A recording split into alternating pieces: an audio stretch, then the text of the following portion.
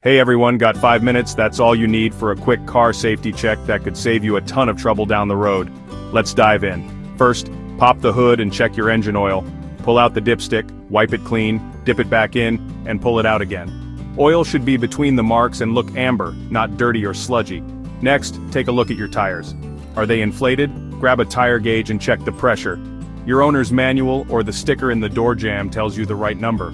While you're down there, scan for any nails or unexpected wear. Third, peek under your car. Any fresh puddles or drips?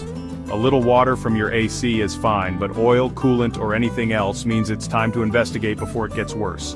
Now walk around and test your lights and signals. Headlights, brake lights, blinkers. Turn everything on and double check. A burnt-out bulb is not just unsafe, it's a ticket waiting to happen. Finally, check your coolant and washer fluid. Both tanks are usually see-through under the hood. Top off if they're low, and make sure the caps are on tight. And that's it, your 5-minute safety check done. Quick, easy, and smart. Hit that like button if you found this helpful, and subscribe for more real-world car advice. Stay safe out there.